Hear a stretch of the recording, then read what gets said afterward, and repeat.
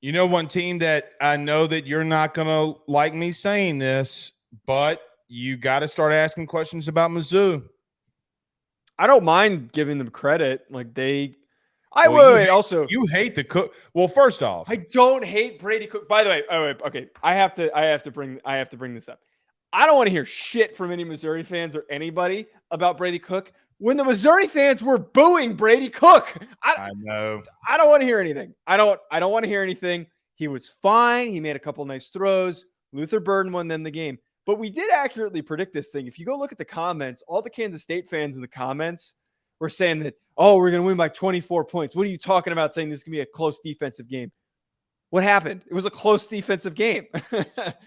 Well, I mean, it was 30-27. I don't know if we can consider that, but there were a lot of big defensive plays that kept the game close. Here was the thing for me.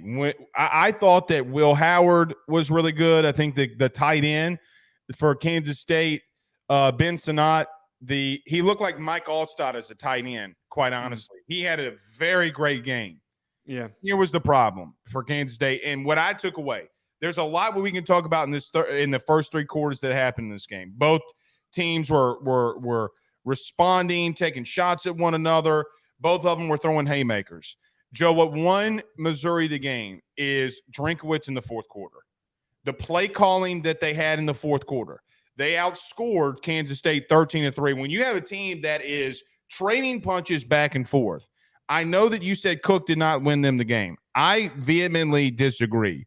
The kid went 23 of 35 for 356 and 2 touchdowns. In the fourth quarter, he was out there throwing dimes to guys not named Luther Burden. Down the stretch, Eli, it would appear, now I don't know, I don't have sourcing on this. I'm just saying Eli had a play sheet. You could tell that he was saying something. He went 7 for 7 in the last 2 drives. They scored 13 points in the fourth quarter. They kicked a 61-yard field goal. I get it, to win it. But, man, they clamped down defensively late into that game, and Cook was, and I'm using this as all puns, cooking. Here's the thing, though. I'll agree. Luther Burden went off. 7 catches, 114 yards, 2 touchdowns. But Brady Cook, to me, was the surprise because, Joe, Kansas State was scoring at will at times offensively. They had 2 drives. They get 14 points. And Brady Cook comes right down the field and, responds, getting 14 points of his own. I get the whole Luther Burden thing. Joe, he only had 100 yards of offense, if we're just going to break it down. Brady Cook was literally, Joe, I looked at this. Did you know that 9 people caught passes for Missouri? He was spreading that thing around like it was the Easter Bunny and you're trying to hunt Easter eggs. That man was spreading them Easter eggs out everywhere.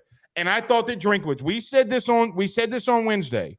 This game was Eli, the seat's going to start getting really hot if you can't win this one. You got to win a big one. And Joey shut everybody up. They shut everybody up. You beat a top 15 team. You beat the Big 12 defending champs. They made a statement, bro, whether you like it or not, and Cook delivered. It was a good game for Missouri. I give them a lot of credit for the way they played. I talked a lot about the defensive talent that they have and how well coached that they are and how dominant that they can be to make big plays when they need to step up and do so. But I'm not going to do the whole Brady Cook thing. The guy was fine. He was fine in the game. They won this game, and they were able to pick up those big plays, especially on that final drive, and Luther Burden was able to expose this. Kansas State secondary sucks. That is a terrible secondary. That is not a good secondary. When they go up against Texas, they're going to give up 400-plus yards. Brady Cook played the way that he did because who knows with Quinn Ewers if Wyoming can go out there and clap them cheeks. He was throwing to wide open receivers the entire time, and most of the throws that he had were short or screens. I give all the credit to one, Drinkowitz knowing how to set up and expose the weaknesses in the secondary, but you just talked about Luther Burden, man.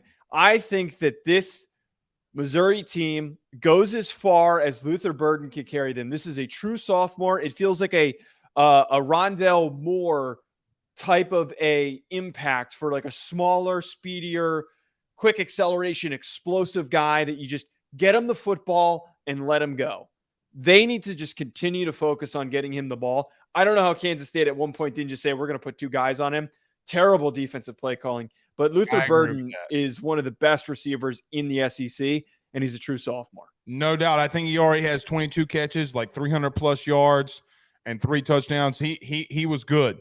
You know what else, Joe? That defense from Missouri clamped down in that second half. They did wind up giving up 13 points in the second half. They gave up 14 points in the first. But, look, I thought defensively they played a lot better in the second half. I look at this team for Missouri and start asking myself this. Are they the second best team in the East? I mean, the way that they played. They're 3-0. They just come off a Kansas State win.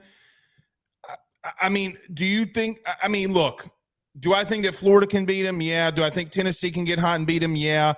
But right now, man, they're a very competitive team. They are – defensively, Blake Baker it sends a lot of pressure. You know, I mean, I love Blake Baker. He was, he's a really good DC. I just think that they can make some moves here. I said that they were my sleeper team in the SEC East. They continue to be my sleeper in the SEC East. And I just think that Drinkwitz is, for all the crap that people have given him, he delivered, man. And so the one thing that I do worry about Missouri, they did not run the football enough, in my opinion. No, they did a terrible job running the ball. They loaded the box, and that's what kind of helped set up a lot of the open receivers that they had in this game. But their inability to run the ball that game, and also in the past couple of weeks, like Middle Tennessee State, I don't think they ran the ball very well. By the way, so here's part of this. This has to be brought up. I think that Missouri, if they play that way and they use this as a momentum builder, yes, they can be a damage-causing team in the East.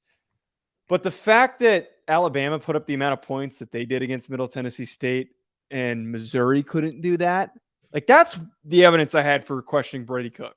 Like, are they just going to revert back to that? But Brady Cook didn't play bad in that game. He went 19 of 22 or some shit like that. Like, he didn't play bad at all. I mean, that's my point. He had one more incompletion than he had of touchdowns against Middle Tennessee. This offense doesn't necessarily scare me outside of Luther Burden. That's my point. I don't disagree with that, but you know what?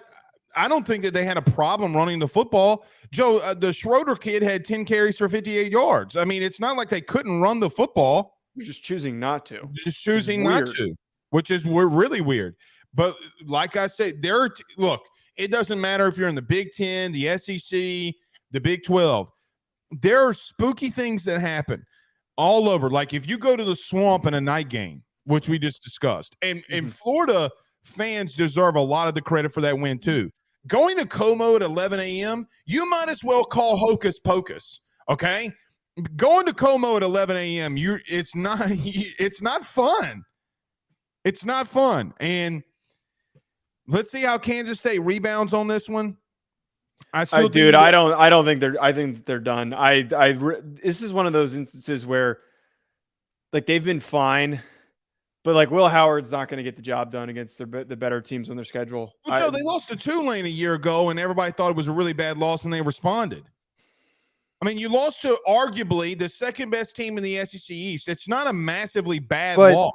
But I'm not talking about it because of the loss and because they lost the game. It's how they lost and the issues that were clearly displayed in this game. The fact that Will Howard makes the mistakes that he does, the fact that he can't excel on third down. Like he struggles on third down. If he's not throwing it to the Chenault kid, he's in trouble. Right. Every time it was third down, I'm like, they're not getting this. They're not converting this. He is not somebody who I can rely on as I thought. I really thought that he was a good football player because of the way that he played in the Big 12 championship game, but I was wrong. And that secondary is problematic. The Big 12 has too many good receivers for them to face. Can a guy just have a bad game at quarterback? I've seen him do it too many times is my point. I'm not jumping to a conclusion. You can have a bad to a conclusion on a quarterback. Shocker. Guys can have bad games, but when they do the same thing over and over again and the types of mistakes that they make, I'm allowed to draw conclusions from that. Let me ask you. You know what I thought about this, and you're going to hate this next week. Oh, you're going to hate great. this because I'm going to bring up to some of the same type of topics. Okay. I don't think that they got any playmakers. That's we can my talk big about thing too. Like, look, you know why I'm giving Will Howard a little bit of a pass? Joe, is any of those dudes not named Chenault going to play in the NFL on the outside? Because I don't think they have any playmakers.